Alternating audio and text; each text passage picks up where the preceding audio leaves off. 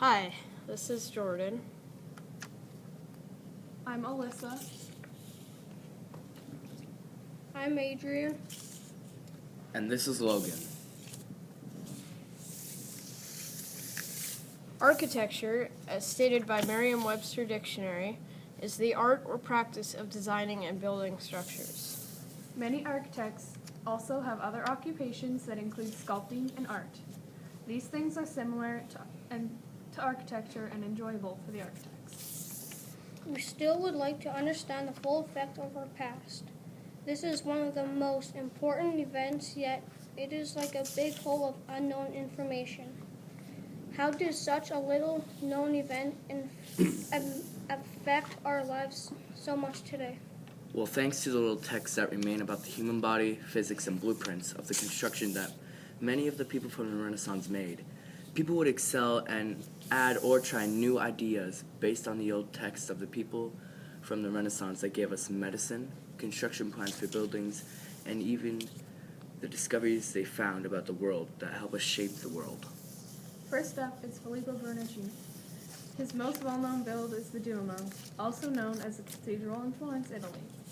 This is his most well-known build because it has a 114-meter dome. It was opened in March 1436 and still here today. Through a few things have been changed, the overall building has never changed. Besides, the Filippo also created in the liner perspective and a device for house-like mechanisms for churches and forms for plays. Before all of his glory, he was training in medieval manner, but switched into a new architecture classicalism. Before he was an architect, he did sculpting. He was one of the first to go and see the ruins of Rome with Donatello, and was truly inspired. Now let's introduce another famous architect from the High Renaissance, who happens to be the first architect of the High Renaissance. Donato Bramante was born in modern-day Fermignano, Duchy of Urbino, Italy in 1444. Donato Bramante was one of the architects to help design Tempio, signifying the crucifixion of St. Peter. This is obviously very important to people, even with the large effect of humanism on the population.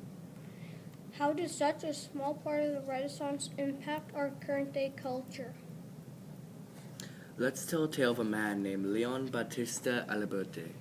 Born on February 18, 1404, born into a rich family, little Leon was a well-built man, athletic and a smart guy with hardly any struggle. Leon was well known for his architecture and made drafts and blueprints for times to come.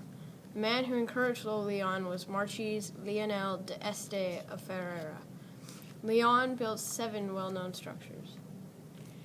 We have talked a little of some of the most famous Renaissance architects. These guys changed the world. Imagine what life would be like without some of these guys' creations. We gave a huge tourism industry today because of these and many other beautiful work. Without these 3 people, we wouldn't have so many great buildings and creations. We have given information on some of the greatest minds in the universe: Leon Battista Alberti, Donato Bramante, and Filippo Brunelleschi. These are the creators of the famous structures such as the Basilica Santa Maria Novella located in Italy, The Church of San Spirito, located in Florence, The Ospedale degli Innocenti, St. Peter's Basilica, Bazzaro Calabini, Sagrestia Vencia, otherwise known as the Old Sacristy of S. Lorenzo, the Duomo, a cathedral in Florence.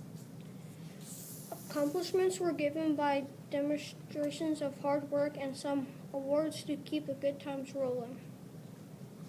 1600 to 1610, Donato Bramante was chief architect in Rome. It took Leon 5 years to build and finish the Facade of Palazzo Ruscelli. The Duomo was considered the best build since Roman times. Leon invented the anemometer, which is a device that measures the wind's velocity or wind speed.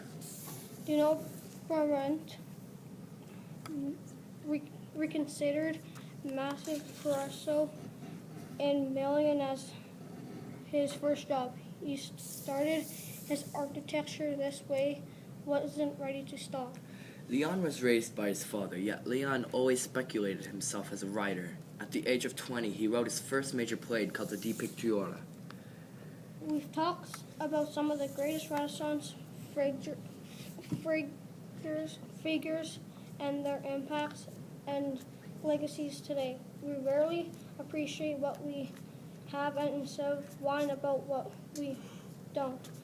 These are the roles models to the society to want more from what we have. They lived in an era of looking for food, and they arose teaching not to lead against the church, but to be free-willed instead of listening to every word of the churches. If they never emerged, we might still be doing exactly what the Pope or pastor says. Humanism was a key in the Renaissance as we know it. Take our knowledge along with the bits and pieces of these figures left for us and use it for your own. Remember humanism and its help.